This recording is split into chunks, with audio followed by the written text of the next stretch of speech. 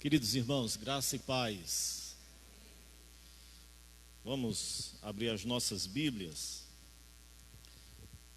A carta de Colossenses, capítulo de número 1. Colossenses, capítulo de número 1, nós vamos dar continuidade à nossa série de estudos bíblicos em Colossenses.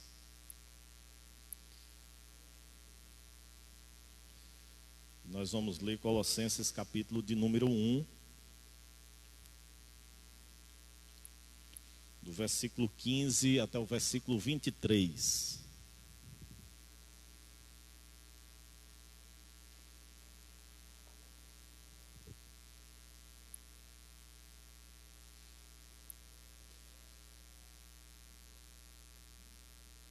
Todos os irmãos encontraram?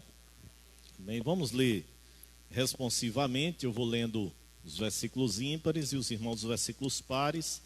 A minha versão é um pouquinho diferente da dos irmãos, mas dá para que a gente leia todos juntos. Ele, o primeiro filho, é a revelação invisível do Deus invisível. Ele é superior a todas as coisas criadas.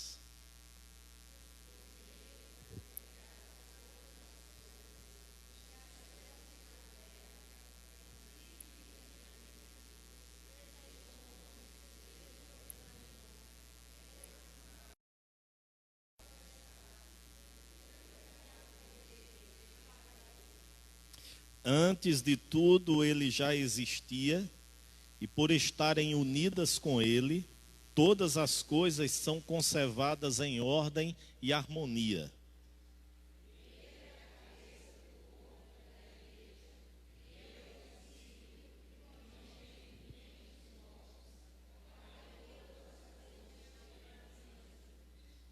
Pois é pela própria vontade de Deus que o Filho tem em si mesmo a natureza completa de Deus.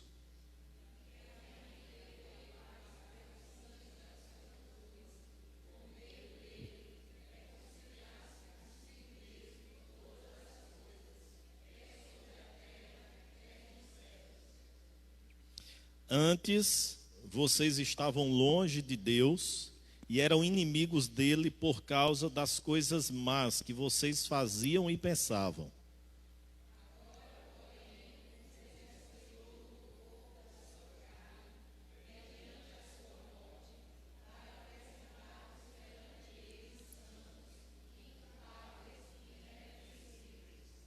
Mas é preciso que vocês continuem fiéis, firmados sobre um alicerce seguro, sem se afastar da esperança que receberam quando ouviram a boa notícia do Evangelho. Foi desse Evangelho que eu, Paulo, me tornei servo, e é esse Evangelho que tem sido anunciado no mundo inteiro. Amém. Queridos, vamos orar nesse instante, vamos pedir mais uma vez a bênção do Senhor, a iluminação do Senhor sobre as nossas vidas. Deus, nós queremos louvar o Teu nome, ó Pai, Te agradecer, porque o Senhor de fato perdoou os nossos pecados, porque o Senhor levou sobre si o nosso fardo. Bendito seja o Teu nome, Senhor. Nessa noite, ó Pai, nós aqui estamos unicamente por causa do Senhor, porque em Tua palavra mesmo lemos que é por causa do Senhor que nós nos movemos, respiramos e existimos.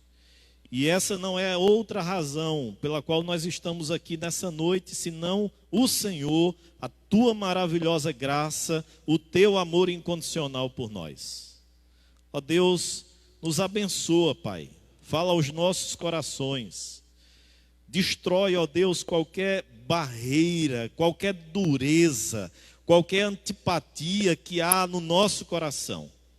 A Tua palavra, Deus, que é poderosa, que é viva, que é eficaz, que é penetrante mais do que uma espada de 2 gumes. Que ela nos penetre nessa noite com poder, com autoridade, transformando o nosso coração, Pai, para o louvor da Tua glória. Tu és de fato Deus que sonda-nos e conhece-nos, sabe as motivações do nosso coração. E por isso pedimos nessa noite que o Senhor se agrade de nos falar, de nos edificar, de nos confrontar, de nos confortar, de nos encorajar, pelo único meio pelo qual o Senhor estabeleceu, a Tua palavra. Em nome de Jesus. Amém. Amém. Queridos irmãos, há um autor chamado James Hunter, e ele escreveu alguns livros, dentre eles 2 livros muito lidos e vendidos aqui no Brasil, que foi o primeiro intitulado De um Monge e o Executivo, e o segundo, Como se tornar um líder servidor. E James Hunter cita no seu livro Como se tornar um líder servidor, um homem chamado H.G. Wells, e ele diz que esse homem é um famoso escritor e historiador, que era ateu e um crítico severo do cristianismo. E certa feita, esse ateu, historiador e crítico severo do cristianismo fez o seguinte comentário: sou um historiador, não um crente, mas não posso deixar de reconhecer que aquele pregador indigente de Nazaré é inegavelmente o centro da história. Jesus Cristo é de longe a figura mais dominante da história. Eu vou repetir essa frase pronunciada por um ateu, crítico ferrenho do cristianismo. Sou um historiador, não um crente, mas não posso deixar de reconhecer que aquele pregador indigente de Nazaré é inegavelmente o centro da história. Jesus Cristo é de longe a figura mais dominante em toda a história. Eu lhe pergunto nessa noite, quem é Jesus? Queridos, nós sabemos o contexto em que Paulo está inserido quando ele escreve essa carta. Paulo está preso em Roma e ele recebe naturalmente a visita de Epáfras, que era o líder da igreja de Colossos. Epáfras vai até Roma, relata que a igreja de Colossos estava firmada no evangelho que outrora havia recebido, porém havia uma ameaça muito danosa à igreja de Colossos, que era a presença dos falsos mestres.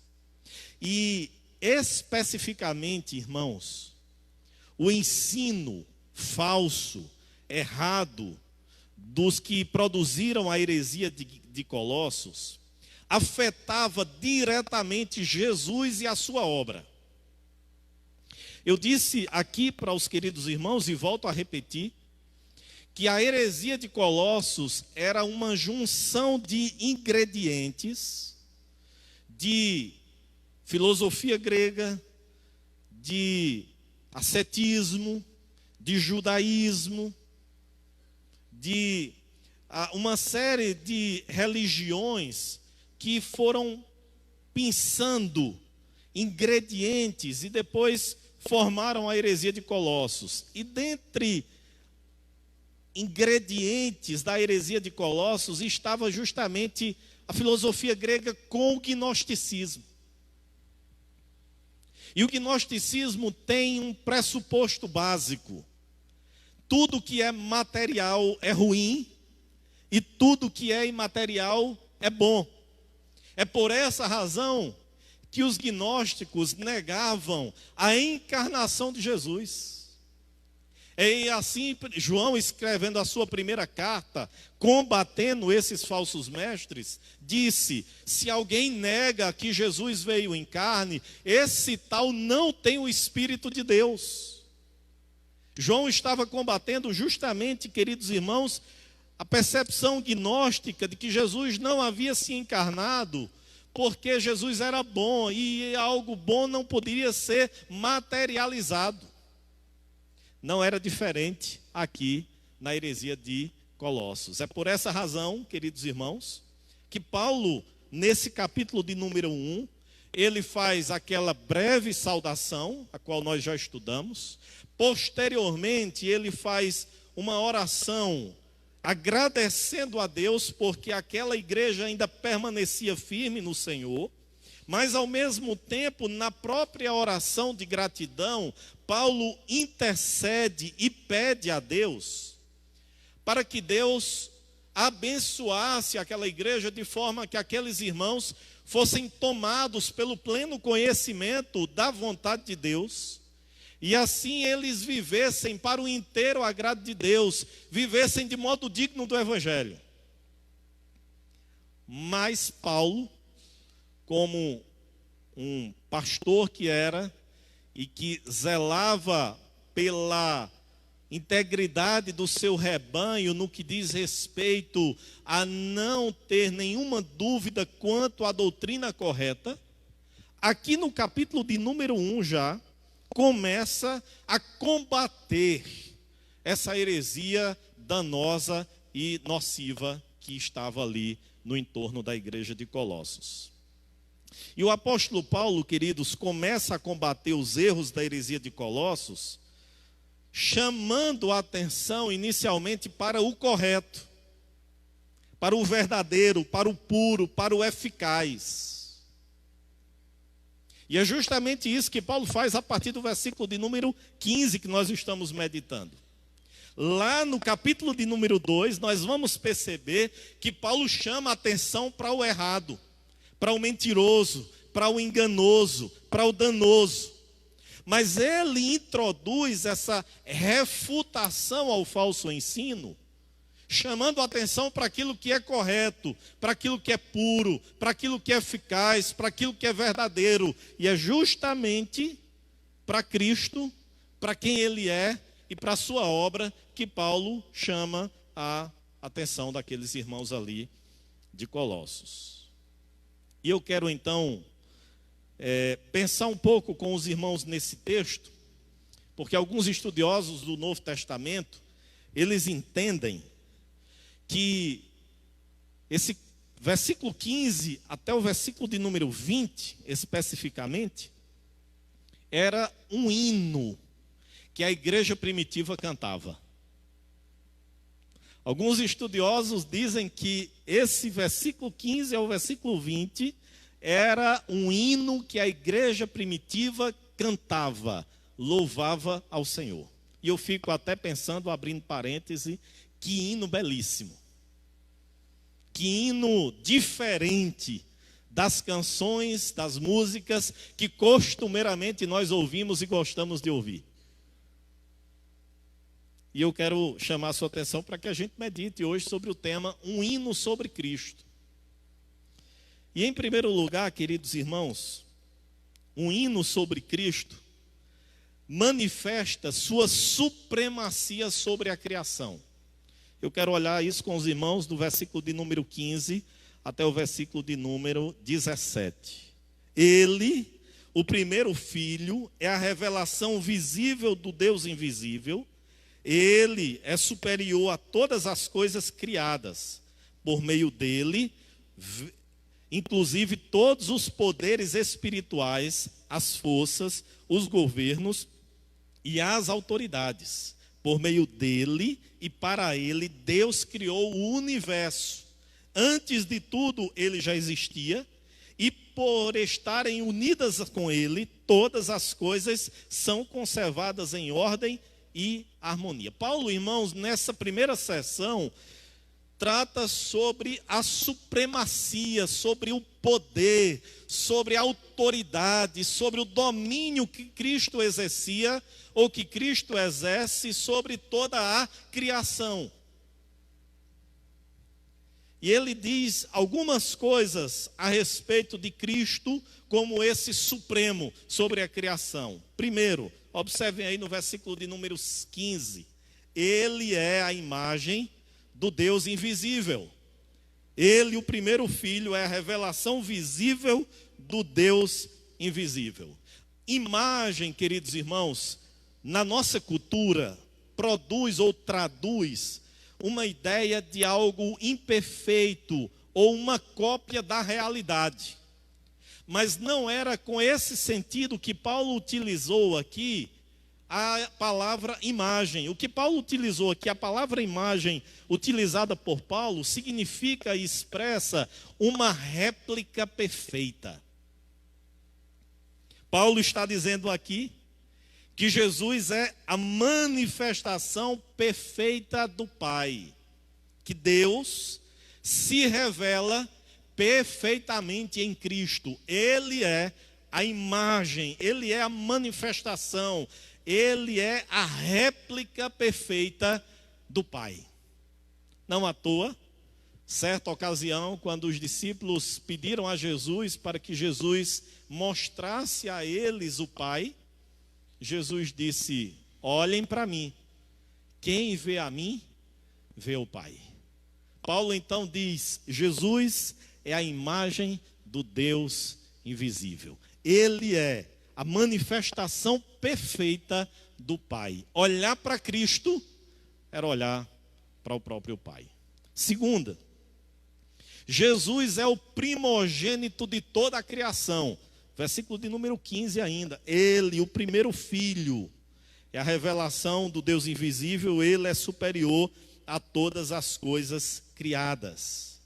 As testemunhas de Jeová, queridos, interpretam equivocadamente esse texto, dizendo que a partir daqui fica claro que Jesus teve um ponto inicial, que Jesus teve um início, que Jesus teve uma origem, ou seja, que ele foi o primeiro ser criado dentre tantos. Mas não é esse o sentido que o apóstolo Paulo está nos dizendo, que Jesus é o primogênito de toda a criação. O que Paulo está aqui nos dizendo é que o Senhor, ou que Cristo é o Senhor, sobre absolutamente tudo aquilo que fora criado por Deus. Que Ele é o herdeiro de todas as coisas que o Pai criou e, consequentemente, Ele domina sobre todas as coisas que o Pai havia criado. É nesse sentido que Paulo está aqui dizendo que Jesus é o primogênito de toda a criação. Percebam agora, queridos, no versículo de número 17, terceira lição que Paulo nos diz, ou a terceira verdade a respeito de Jesus.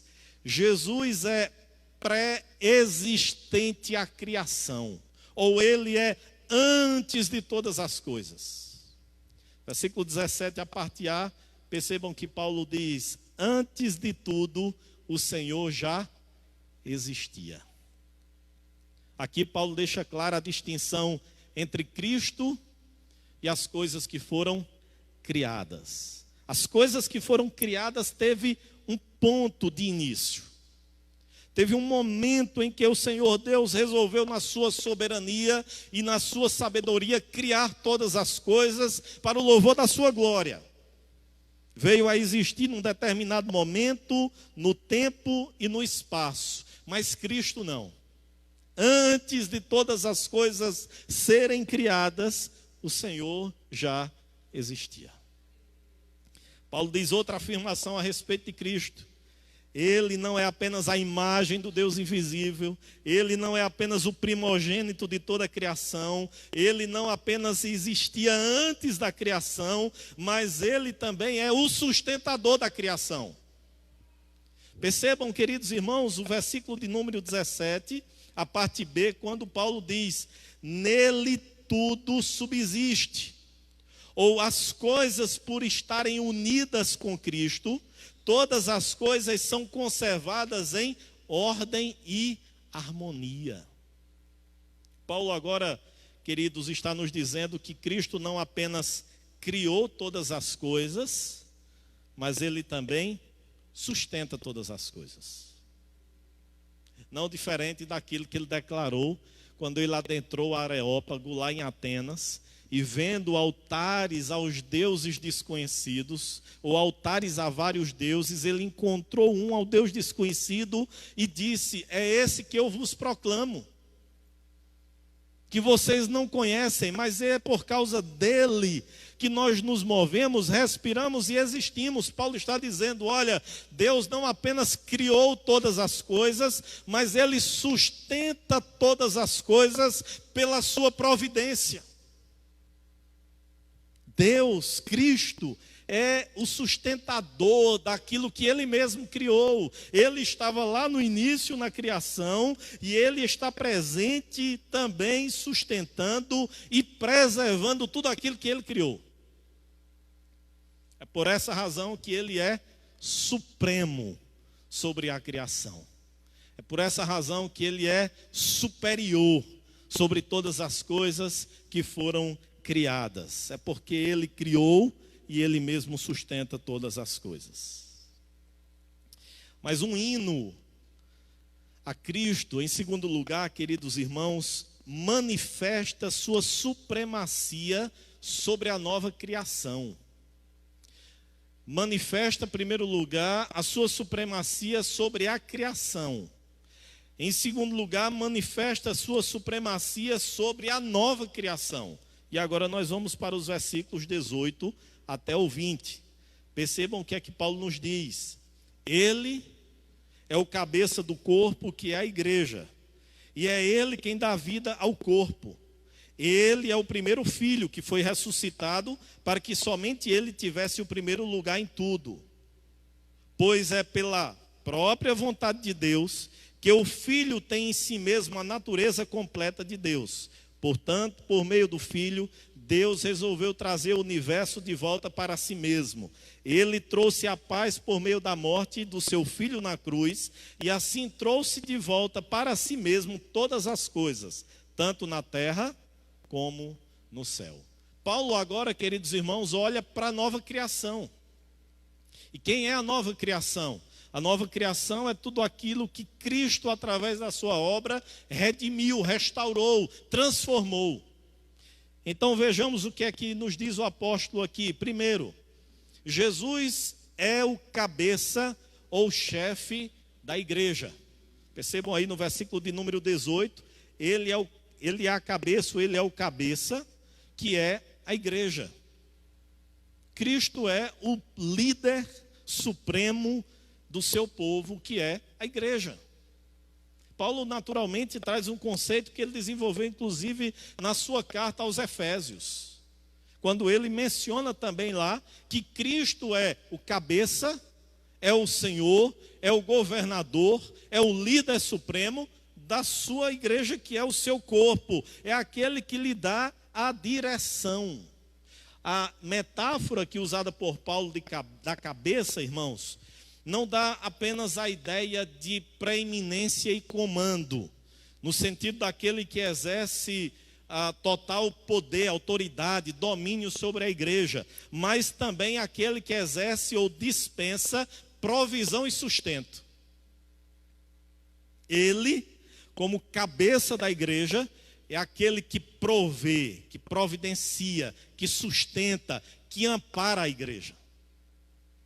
É por essa razão que o Senhor Jesus, lá no início, ele mesmo declarou que as portas do inferno jamais prevaleceriam contra a sua igreja. É porque é o Senhor quem conduz a sua igreja, é o Senhor quem providencia aquilo que a sua igreja necessita, é o Senhor quem sustenta a sua igreja, é o Senhor quem ampara a sua igreja. É por essa razão que qualquer hoste do mal pode até se levantar, se opor à igreja do Senhor, mas não prevalecerá, porque Jesus é o cabeça da igreja. Segundo, ele é o princípio da igreja. Ele é o princípio de todas as coisas. Observe o versículo de número 18 ainda. Paulo diz: o Senhor, que é o cabeça da igreja, ele é quem também dá vida ao corpo. Ele é quem dá vida ao corpo. Aqui a ideia de princípio, irmãos, não se refere necessariamente ao princípio ou começo do mundo. O contexto aqui que Paulo tem em mente, ele vai desenvolver inclusive nos versículos subsequentes, é quanto à ressurreição dos mortos. E é aí que eu quero chamar a atenção dos irmãos para o ponto seguinte, que nos diz que Jesus é o primogênito entre os mortos. Ele é o princípio, o primogênito dentre os mortos, para que em tudo tenha ele o primeiro lugar. Paulo chama a atenção aqui, queridos irmãos, daquele que primeiramente ressuscitou. E você poderia me perguntar se antes de Cristo não houve nenhuma ressurreição. E eu digo a você que houve. Houve ressurreição. O Antigo Testamento, inclusive, relata, lá no livro de Reis, nós vamos encontrar o profeta Eliseu orando pelo filho de uma mulher que havia falecido e Deus o ressuscita. O próprio Cristo, durante o seu ministério, ressuscitou pessoas que estavam mortas, como Lázaro. Mas o que Paulo tem em mente aqui, irmãos, não é a ressurreição física, que depois a pessoa inevitavelmente morrerá novamente. A ideia de Paulo aqui, que Cristo é o primeiro, que Cristo é o princípio a ressuscitar, ou dentre os mortos, está justamente tratando sobre a ressurreição gloriosa de Cristo Jesus. Porque todas as pessoas que antes de Cristo, durante o ministério de Cristo e posterior a Cristo, ressuscitaram, ou poderão até ressuscitar, porque o mesmo Deus que operou no passado, ele pode operar no presente, ainda assim não será uma ressurreição produzida à semelhança da ressurreição de Cristo. Porque a ressurreição de Cristo, queridos, ela foi com um corpo imortal, indestrutível, eterno, glorioso e espiritual. Corpo este que é modelo e exemplo para todos aqueles que são salvos em Cristo e que viverão no novo céus e na nova terra. O mesmo corpo que Cristo Jesus naturalmente tem. E Paulo diz, ele é o primogênito, ele é o primeiro, ele é o princípio, ele quem começou a ressurreição dentre os mortos. Mas Paulo avança, queridos. E ele chega no versículo de número 19 e 20 e nos diz que em Cristo reside toda a plenitude da divindade. Toda a plenitude de Deus está em Cristo. Percebam o versículo 19 e 20, quando Paulo diz, pois é pela própria vontade de Deus que o Filho tem em si mesmo a natureza completa de Deus. Portanto, por meio do Filho, Deus resolveu trazer o universo de volta para si mesmo.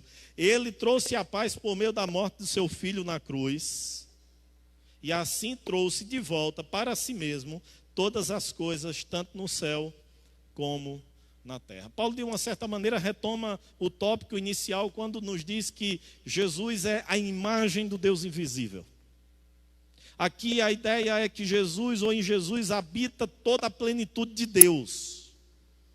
Aprove a Deus que a plenitude do conhecimento, da verdade, do amor, da luz, da santidade, habitar em Cristo. E é isso que Paulo está aqui nos mostrando. Queridos, um hino a Cristo manifesta sua supremacia sobre a criação. Cristo manifesta sua supremacia sobre a nova criação. Mas em terceiro e último lugar, um hino a Cristo manifesta sua singularidade na reconciliação com o Pai.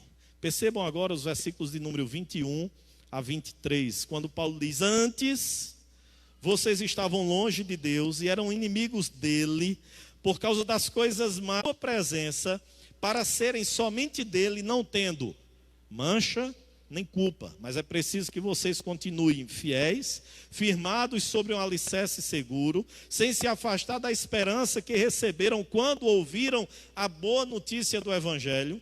Foi desse evangelho que eu, Paulo, me tornei servo, e é esse evangelho quem tem sido anunciado no mundo inteiro. Paulo agora, irmãos, conclui essa parte dizendo aos colossenses que eles outrora viviam escravos do pecado. Que outrora eles viviam distantes de Deus. Que outrora eles viviam totalmente separados de Deus. Essa é a expressão do versículo de número 21. Vocês estavam distantes de Deus. E Deus, não por um ato de injustiça da parte de Deus, mas vocês estavam distantes de Deus, porque vocês viviam debaixo do poder das trevas. Versículo de número 13, Ele, Cristo, Ele nos libertou do império das trevas e nos transportou para o reino do Filho do seu amor. Vocês, colossenses, outrora andavam debaixo do poder das trevas e totalmente distantes de Deus, separados de Deus. Mas Deus, mediante Cristo, vos reconciliou. Aproximou. Essa reconciliação, queridos irmãos, objetivava algo extremamente interessante que está no versículo de número 22. Mas agora, por meio da morte de seu filho na cruz, Deus fez com que vocês ficassem seus amigos. A reconciliação é isso. Versículo de número 13 e 14. Ele nos libertou do império das trevas e nos transportou para o seu reino, no qual temos a redenção, o perdão dos pecados, a remissão dos nossos pecados. Mas isso objetivava algo. Qual era o objetivo? Versículo de número 22, a parte B. A fim de trazê-los à sua presença, para serem somente dele, não tendo mancha nem culpa. Deus em Cristo vos reconciliou para um dia apresentar, ou para que vocês um dia sejam apresentados diante do Pai, sem mancha, sem culpa, irrepreensíveis. Isso, queridos irmãos, era uma resposta aos falsos mestres. Os falsos mestres diziam que havia um caminho de santidade e perfeição, novo e secreto. Os gnósticos entendiam que esse processo de santificação, de purificação, de perfeição, era um processo que era para um grupo restrito de pessoas, para alguns poucos iluminados. E Paulo então diz, olha, aquilo que era necessário para que vocês fossem santificados, para que vocês fossem perdoados, para que vocês fossem purificados, Cristo já fez na cruz do Calvário. E ele garante, o Senhor Jesus apresentará vocês diante do Pai, inculpáveis, santos e irrepreensíveis, porque ele pagou um alto preço. Versículo de número 14, novamente, quando Paulo usa a expressão remissão ou redenção, Paulo traz a ideia de um preço que é pago. E nós vimos naquela oportunidade que o preço pago é o preço do sangue de Jesus. Jesus pagou um alto preço. Ele derramou seu sangue, ele deu a sua vida, não à toa, não para possibilitar a salvação, mas para eficazmente concretizá-la e aplicá-la. E Paulo então diz, olha, o que é necessário para que vocês sejam apresentados irrepreensíveis, santos, sem mácula, sem nódoa, sem ruga, sem nenhuma impureza e sujeira, Cristo já fez, a obra dele é suficiente.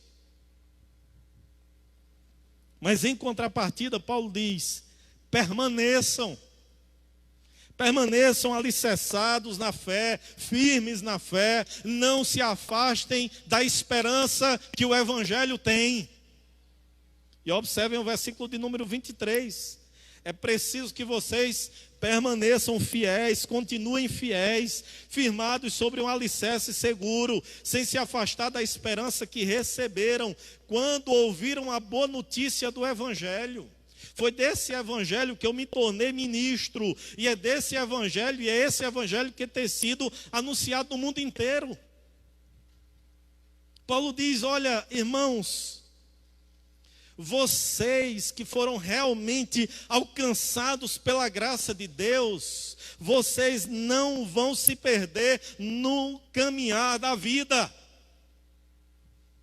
Mas ao mesmo tempo, vocês devem buscar sempre estar firmados no caminho do Senhor. Os falsos mestres estão aí, mas não sejam seduzidos por eles. Não sejam enganados por eles. Permaneçam firmes na esperança que só o Evangelho tem. O alvo das declarações de Paulo aqui, queridos, é despertar nos verdadeiros cristãos a perseverança no Evangelho. Se o cristão e se a pessoa for um cristão autêntico, ao ouvir declarações como essas, ele se apegará com mais firmeza ao Evangelho, a Cristo. E é isso que Paulo estava aqui ensinando aquela igreja ali em Colossos. Queridos, aprendidas essas verdades, o que elas têm a ver com a nossa vida?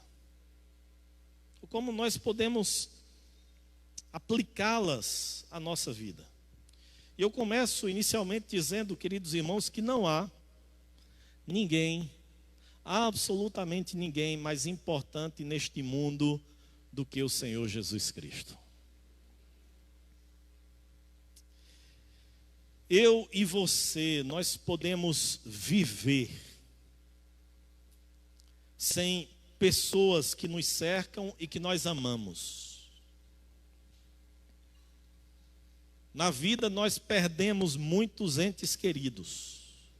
Perdemos muitas pessoas queridas, sejam pelo trágico fato da morte, ou por N situações que muitas vezes fogem ao nosso controle, e acontece de que determinadas pessoas não mais vivam ao nosso entorno, ao nosso redor, mas nós conseguiremos viver sem elas. Nós podemos até mesmo perder algumas coisas materiais, mas nós podemos muito bem viver sem elas. Mas há algo que eu e você, nós não podemos viver sem, e esse algo chama-se Jesus, porque Ele é a pessoa mais importante da nossa vida. Ele é tudo. E ao mesmo tempo Ele é o suficiente para as nossas vidas. É por isso que Paulo aqui em Colossenses, em Filipenses e em todas as cartas dele deixa muito claro que se ele tem Cristo, todas as coisas são suportáveis e superáveis e vencidas. Porque Cristo é suficiente para as nossas vidas. Nós não precisamos de mais nada quando nós temos o Senhor Jesus em nossas vidas. Eu fico a observar, queridos, como nós somos simplistas, como nós somos ingratos. Perceberam quantas vezes a gente tem aquela ideia de dizer: ah, ninguém ficou ao meu lado, ah, só Deus na minha vida. E nós queremos mais o quê? Se nós temos Deus, queridos, o que é que nós queremos mais? Se nos faltarem amigos, nós temos Cristo, o nosso melhor amigo. Se nos faltarem familiares, nós temos Cristo, o nosso Pai. Nós temos Cristo, o nosso irmão mais velho. Nós temos Cristo que está ali conosco. E ainda que o pai ou a mãe desampare, Cristo não nos desampara. Se nós perdermos riquezas desse mundo, o salmista diz que o Senhor é a sua herança. é o seu tesouro, é o que nós temos de mais valioso, de mais importante nessa vida. O que nós queremos mais? Cristo, irmãos, é suficiente para as nossas vidas. Se nós temos Jesus, nós não precisamos de mais nada. Pode faltar o que faltar, Cristo preenche, porque Ele é suficiente para mim, é suficiente para você. O que falta-nos é buscarmos esse contentamento, esse deleite, esse prazer pleno em Cristo. Se assim o fizermos, nós não andaremos frustrados com a ausência ou a não presença de pessoas na nossa vida, de recursos materiais na nossa vida, porque nós temos o que é necessário e suficiente, nós temos Jesus. Segunda lição: nossa salvação não foi possibilitada. Esse é o erro grave do arminianismo, de que Cristo possibilitou a salvação do homem. Não, Cristo realizou a salvação. Ele concretizou a salvação. E é assim que Paulo descreve a obra maravilhosa de Cristo Jesus. Ele não apenas possibilitou, ele não apenas deixou o nosso bel prazer, a nossa própria escolha, porque jamais escolheríamos ele.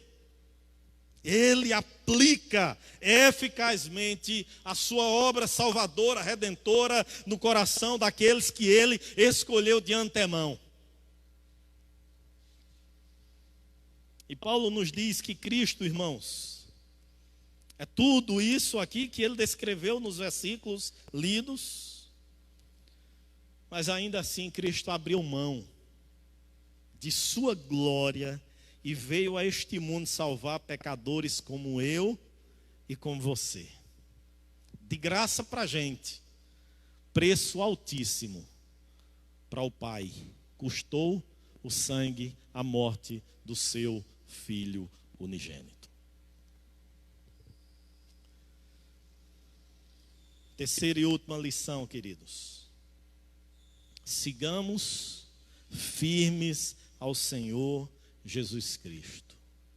Ele é o cabeça da igreja, ele é o chefe da igreja, ele é o líder supremo da igreja, ele é o nosso líder, ele é o nosso supremo pastor, ele é o cabeça da igreja. Sigamos somente Jesus. Sabe por que é que tem muita gente que se frustra na igreja?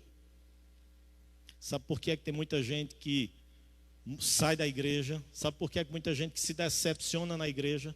Porque está na igreja olhando para homens, está na igreja buscando homens, não está olhando para Cristo. Quem olha para Cristo, irmãos, não se decepciona, não se frustra, entende que na caminhada e na trajetória, às vezes cai um, às vezes fracassa outro, mas o nosso Senhor não fracassa, não decepciona. Olhemos para Cristo, irmãos. Sigamos Cristo, estejamos firmados em Cristo. Às vezes as pessoas dizem aqui: nós estamos aqui, Senhor, somente por tua causa. E seria por causa de quê? Se não for por causa somente de Cristo. Se você vem por minha causa, não venha. Se você vem por causa de alguém aqui, não venha, fique em casa. Aqui a gente tem que estar por causa de Cristo e somente por Ele. Quando nós estamos na igreja por causa de Cristo, se os homens nos tratarem bem, ficaremos. Se os homens não nos tratarem bem, também ficaremos, porque o nosso foco é Jesus e somente Ele. Então sigamos Cristo e sigamos Ele até o fim da nossa jornada. Eu quero concluir fazendo uma pergunta a você.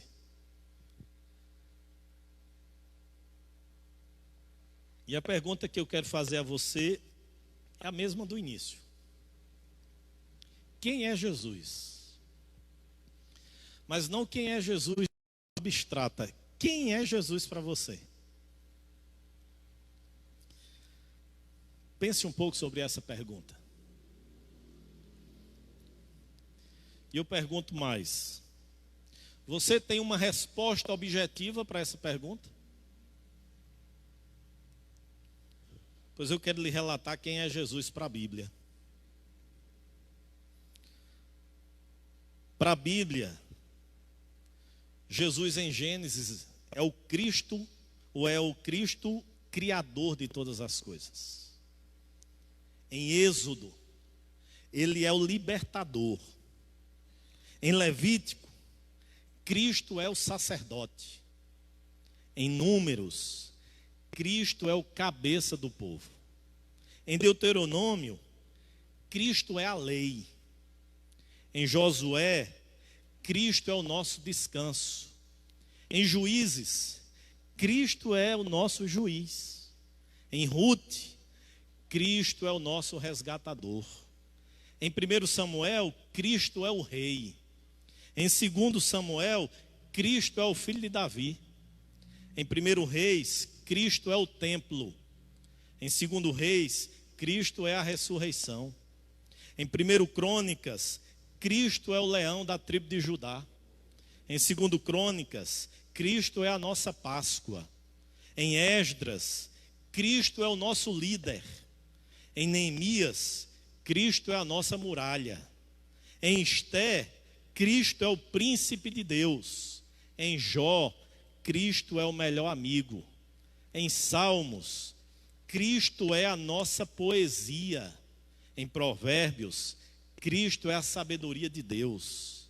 Em Eclesiastes, Cristo é o Senhor do tempo. Em Cantares, Cristo é o nosso amor. Em Isaías, Cristo é o servo sofredor. Em Jeremias, Cristo é o nosso pastor. Em Lamentações, Cristo é a nossa esperança. Em Ezequiel, Cristo é a palavra de Deus. Em Daniel, Cristo é o Filho do homem. Em Oséias, Cristo é o noivo perfeito. Em Joel, Cristo é a nossa visão. Em Amós, Cristo é o juízo do seu povo. Em Obadias, Cristo restaura seu povo. Em Jonas, Cristo perdoa as nações. Em Miqueias, Cristo é o Messias. Em Naum, Cristo é o vingador. Em Abacuque, Cristo é a base da nossa fé. Em Sofonias, Cristo é o terror dos inimigos. Em Ageu, Cristo é o último templo. Em Zacarias, Cristo é a cidade de Deus. Em Malaquias, Cristo é o sol da justiça. Em Mateus, Jesus é o cumprimento das profecias. Em Marcos, Jesus é o servo de Deus. Em Lucas, Jesus é o Filho de Deus. Em João, Jesus é o próprio Deus. Em Atos, Jesus é o dono da história. Em Romanos, Jesus é a justificação. Em 1 Coríntios, Jesus é a nossa união. Em 2 Coríntios, Jesus é a nossa santificação. Em Gálatas, Jesus é a nossa liberdade. Em Efésios, Jesus é a nossa armadura. Em Filipenses, Jesus é a nossa alegria. Em Colossenses, Jesus é a plenitude de Deus. Em 1 Tessalonicenses, Jesus é o nosso consolo. Em 2 Tessalonicenses, Jesus é a nossa doutrina. Em 1 Timóteo, Jesus é a nossa riqueza. Em 2 Timóteo, Jesus é a nossa pregação. Em Tito, Jesus é o cabeça da igreja. Em Filemon, Jesus é a nossa alforria. Em Hebreus, Jesus é a nova aliança. Em Tiago, Jesus é a nossa vida. Em 1 Pedro, Jesus é a pedra angular. Em 2 Pedro, Jesus voltará.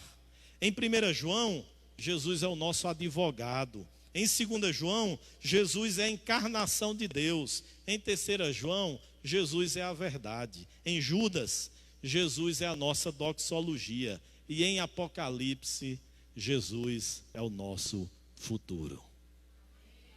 Quem é Jesus para você? Vamos orar? Feche seus olhos. Coloque sua vida diante do Senhor.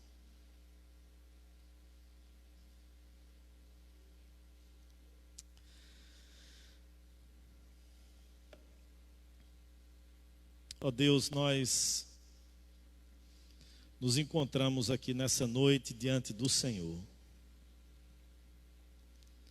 E quem somos nós, ó Deus, para nos achegarmos a Ti? Te louvamos, Pai, pela Tua grandeza, pela Tua majestade. Te louvamos, ó Deus, porque o Senhor nos amou incondicionalmente. Não merecíamos, mas o Senhor nos amou e nos salvou. Bendito seja o Teu nome. Nós queremos nessa noite, ó Pai, declarar nossa dependência total do Senhor. Sem Ti, ó Deus, nós não somos absolutamente nada. Tem misericórdia das nossas vidas, nos sustenta em Tuas mãos, nos abençoa, Deus, para que a gente possa caminhar a jornada cristã olhando somente para o Senhor.